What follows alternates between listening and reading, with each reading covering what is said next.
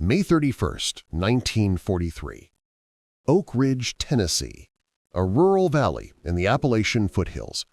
Surveyors break ground on what appears to be just another wartime factory. But these men don't know they're standing on the future site of the world's largest building.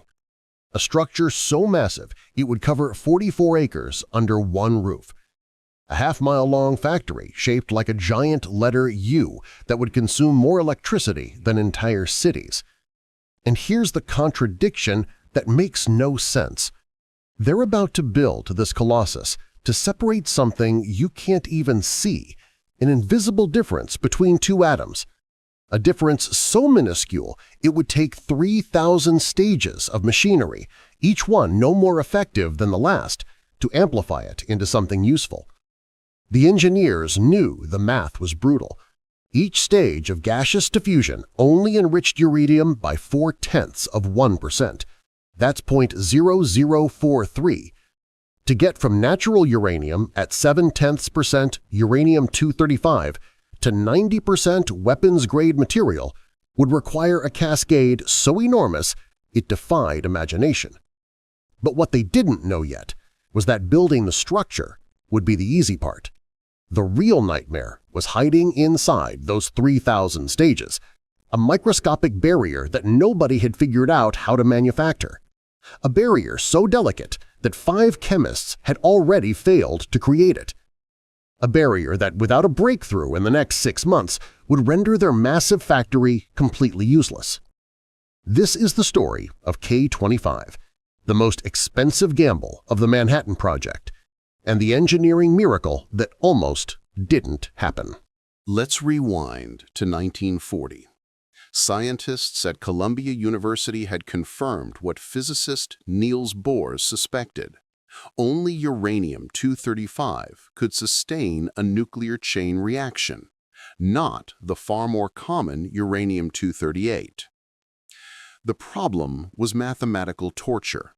Natural uranium contains 99.28% uranium-238 and only 0.714% uranium-235. That's roughly 1 atom of uranium-235 for every 140 atoms of uranium-238. And here's why that's an engineering nightmare. These two isotopes are chemically identical. They behave the same way in reactions, bond with the same elements, respond to the same processes. The only difference is mass, 3 neutrons, a difference of less than 1.3%. By 1941, the Manhattan Project was pursuing 3 different methods simultaneously. The Y-12 plant used electromagnetic separation with calutrons, giant mass spectrometers that could physically separate uranium ions by mass. The S-50 plant used thermal diffusion, exploiting how molecules move differently at various temperatures. And then there was K-25, the gaseous-diffusion method. The principle was elegant, almost beautiful in its simplicity. Convert uranium into uranium hexafluoride gas. Push that gas through a microscopic porous barrier. The lighter uranium-235 molecules, moving slightly faster, would pass through the barrier marginally more often than the heavier uranium-238 molecules. Marginally. That's the key word. The mathematics, based on Graham's law of effusion, showed that each stage could only achieve a separation factor of 1.0043, less than 0.5% enrichment per stage. To get from 0.7% to 90% uranium-235 would require 4,000 to 5,000 stages in series, each one feeding into the next, each one building on the infinitesimal enrichment of the stage before. The engineers at Kellogg's Corporation, a subsidiary created by M.W. Kellogg specifically for this secret project, understood they were designing something unprecedented. A cascade of 3,000-plus stages that would operate continuously, under pressure, handling one of the most corrosive substances known to chemistry. But what they couldn't foresee in 1942 was the single problem that would nearly cancel the entire project: the barrier. By August 1943, construction workers were already pouring concrete foundations in Oak Ridge. The building's steel frame was rising. But Brigadier General Leslie Groves, director of the Manhattan Project, was preparing to cancel K-25 entirely. The barrier problem was existential. Here's what they needed: a porous membrane with millions of microscopic holes, each hole precisely sized between 10 and 100 nanometers. Small enough to create a diffusion gradient, large enough to let gas molecules pass through without clogging. The barrier had to withstand internal pressure of 15 to 30 pounds per square inch while remaining porous. It had to resist corrosion from uranium hexafluoride, one of the most aggressive chemical compounds ever handled industrially. And it had to maintain these properties across thousands of square feet of surface area, operating continuously for years. No one had ever created anything like it. Edward Norris, an English interior decorator who had developed fine metal mesh for spray guns, teamed up with Edward Adler from the City College of New York. Their electroplated nickel barrier showed promise. But as testing progressed through 1943, the Norris-Adler barrier revealed fatal flaws. It was brittle, prone to microscopic tears that would destroy the separation efficiency, and it degraded rapidly under operating conditions. Foster Nix at Bell Telephone Laboratories tried a different approach, using powdered nickel compressed and sintered into a porous material. His barriers were stronger but inconsistent. Some samples worked beautifully, others were too dense, blocking gas flow entirely. By summer 1943, the Special Alloyed Materials Laboratories at Columbia University, led by Harold Urey, had tested dozens of designs. The failure rate was devastating. In some test batches, 95% of barriers were unusable. The math was unforgiving. K-25 would require over 3,000 barriers, each roughly 6 feet in diameter. If even 5% failed during operation, the entire cascade would lose separation efficiency. The plant would produce nothing useful. But what they didn't know was that the solution was being developed 40 miles away in Bound Brook, New Jersey. Fraser Groff and his team at the Bakelite Corporation, a Union Carbide subsidiary, had been experimenting with nickel barriers independently. They believed Bell Labs wasn't using the latest techniques. Working with Clarence Johnson at Kellogg's Jersey City laboratory, they developed what became known as the Johnson barrier. This barrier combined the best aspects of both previous designs. Powdered nickel was processed using chemical techniques that created uniform pore sizes. The material was stronger than the Norris-Adler mesh, but more consistent than the Nix powder barriers. On October 1943, Keith proposed switching the entire project to the Johnson barrier. Harold Urey balked. His team had spent 18 months developing the Norris-Adler design. Switching now would require new production facilities, new training, new everything. On November 3, 1943, Groves made his decision: develop both barriers in parallel. Whichever showed better quality by January would become the production standard. But here's the incredible part. Even with the Johnson barrier decision, they still had to solve the production problem. January 16, 1944. Groves ruled in favor of the Johnson barrier, but ruling and manufacturing are entirely different problems. Edward Mack Jr. at Columbia University created a pilot production plant inside Schermerhorn Hall, a university building in Manhattan. Clarence Johnson built another at the Nash Building on Broadway, a former automobile dealership converted into a top-secret laboratory. The real breakthrough came when Groves did something audacious. He approached the International Nickel Company and acquired 80 short tons of pure nickel using the Manhattan Project's overriding priority. In wartime, with nickel being a critical material for armor and artillery, this was essentially commandeering a national resource. With abundant nickel, both pilot plants ramped up production.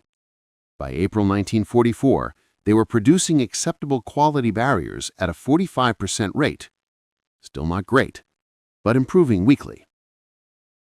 Meanwhile, in Oak Ridge, construction was proceeding on a structure that defied belief.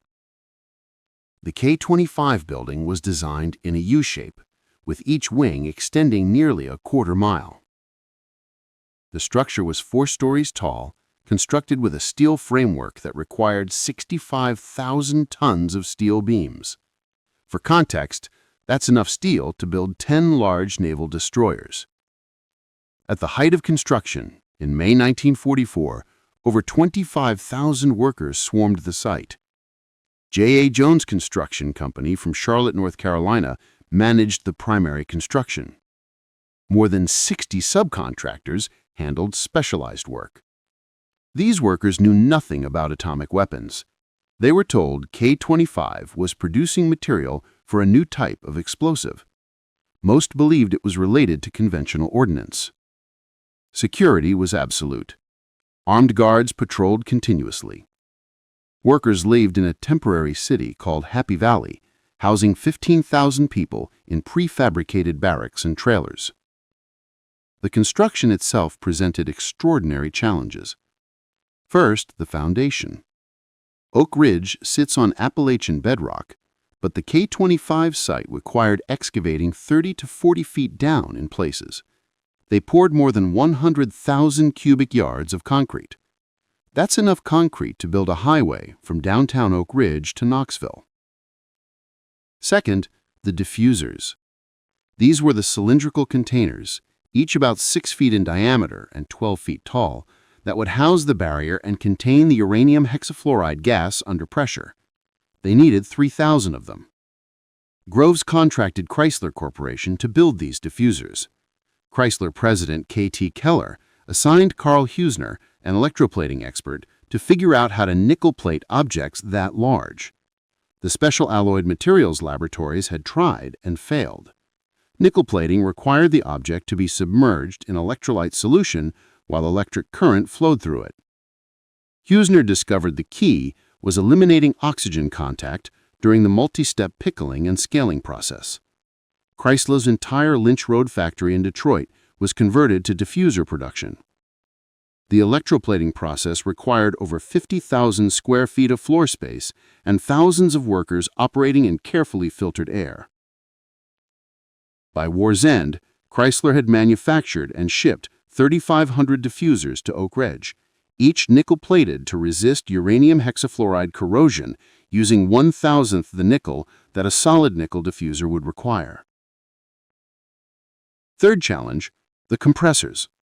Each diffusion stage required a pump to maintain gas pressure and move uranium hexafluoride through the cascade.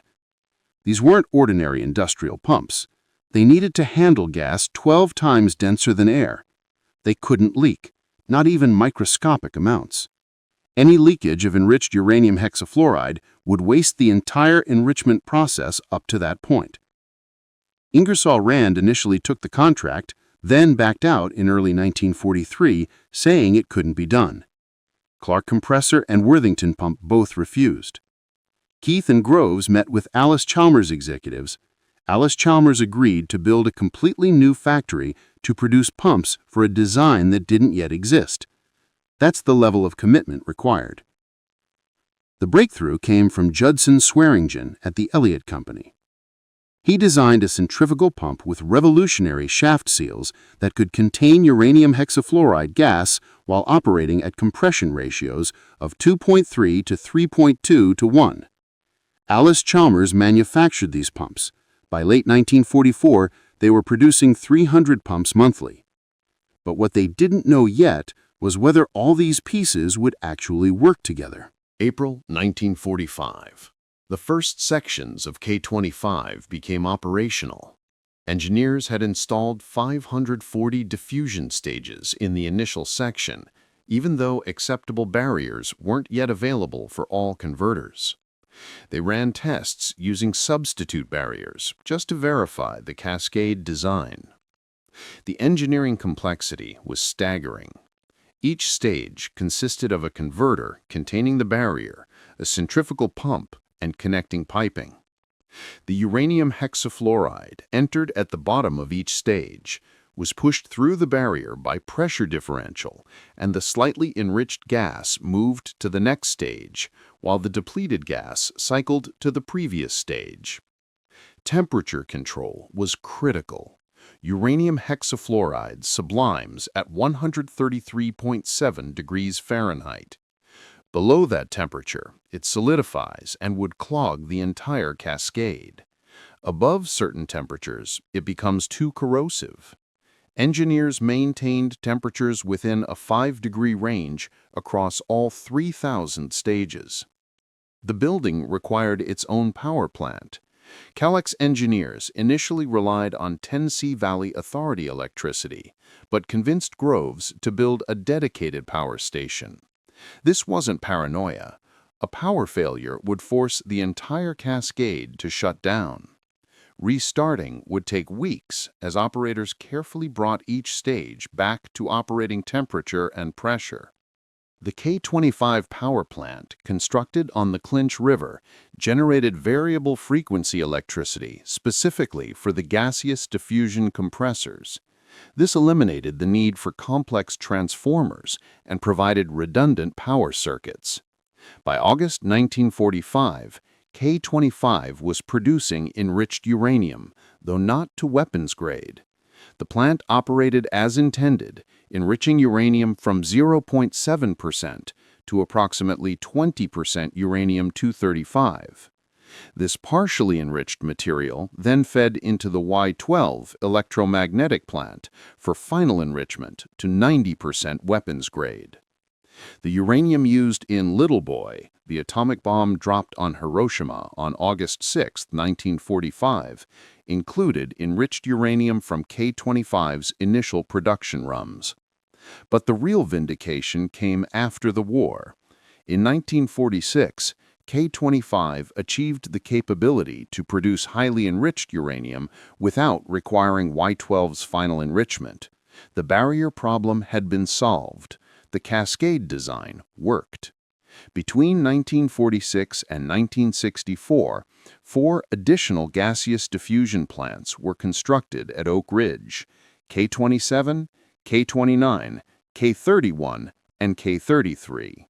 The Oak Ridge gaseous diffusion plant became the United States' primary source of enriched uranium throughout the Cold War.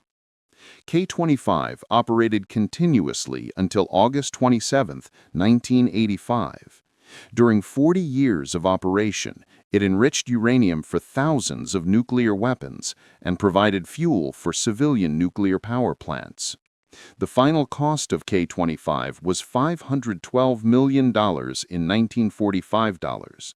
That's approximately $8.5 billion in today's currency. It was the single most expensive component of the Manhattan Project, costing more than the entire Hanford plutonium production site. The engineering solutions developed for K-25 created entire industries that didn't exist before. The nickel barrier technology, pioneered by Fraser Groth and Clarence Johnson, led to advanced filtration membranes used in industrial chemistry, water purification, and even medical dialysis equipment. The principle of using microscopic pores to separate molecules by size became foundational to membrane technology. The Chrysler electroplating process, developed by Carl Heusner, revolutionized metal finishing for large industrial components. Modern gas turbines, chemical reactors, and aerospace components use descendants of that technology. Judson Swearingen's centrifugal pump design influenced decades of industrial compressor development. His shaft seal design solved problems that had plagued engineers for generations. But perhaps the most significant impact was organizational. K-25 proved that impossibly complex engineering projects could be executed under impossible timelines. Through parallel development, when the barrier problem threatened cancellation, Groves didn't pick one solution. He funded multiple approaches simultaneously, accepting that some would fail, betting that at least one would succeed. This became the template for Cold War weapons development, the Apollo program, and modern rapid prototyping in Silicon Valley. When you can't afford to wait for perfect information, develop multiple solutions in parallel and select the winner when results come in. The gaseous diffusion method pioneered at K-25 remained the world's dominant uranium enrichment technique until the 1990s, when gas centrifuge technology finally surpassed it in efficiency. For 50 years, every nuclear weapon and nuclear power plant in America relied on descendants of that 3,000-stage cascade. K-25 itself was demolished between 2013 and 2017.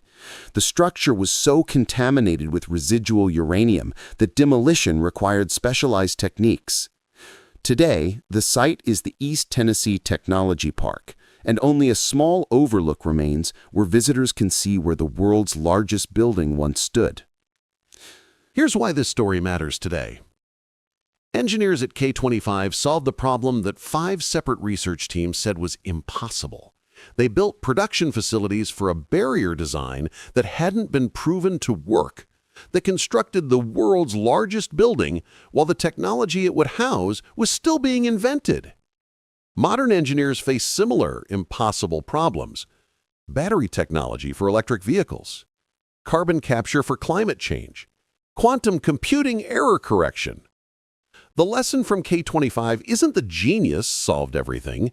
It's that systematic parallel development, adequate resources, and willingness to accept partial failures created breakthrough success. The barrier problem shows us something profound about innovation. The solution didn't come from the most prestigious laboratory. Bell Labs failed. Columbia University's top chemists struggled. The breakthrough came from Bakelite Corporation researchers in New Jersey who weren't even supposed to be working on barriers, collaborating with an engineer at Kellogg who recognized how to combine different approaches. Innovation happens at intersections, between disciplines, between organizations, between people who weren't supposed to solve your problem but did anyway. And here's the final lesson.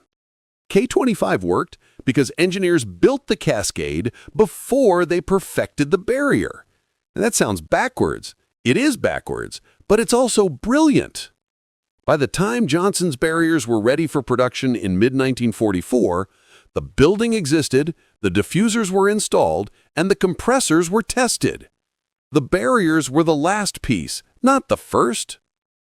Today we call this concurrent engineering. We think it's modern management theory. But engineers in 1943 Oak Ridge were already doing it, driven by wartime necessity. So if you enjoyed learning how Manhattan Project engineers built a 44-acre factory to separate invisible differences between atoms, hit that subscribe button, because we're going to explore more stories of technical problem solving that changed history. Next week, we're looking at Operation Pluto, the secret underwater fuel pipeline that supplied Allied armies after D-Day. Engineers laid 17 pipelines across the English Channel while German forces controlled the coastline. How did they do it without being detected? How did they keep fuel flowing under the channel bed through winter storms? The engineering is absolutely fascinating. But what really makes K-25 remarkable isn't the size of the building, it's the size of the gamble. General Groves authorized $512 million based on laboratory experiments that hadn't been proven at scale. Engineers built 3,000 stages knowing that if the barrier didn't work, the entire cascade would be worthless. That's not just engineering, that's faith in human problem-solving capacity. That's belief that if the laws of physics permit something, engineers will figure out how to build it. And they did.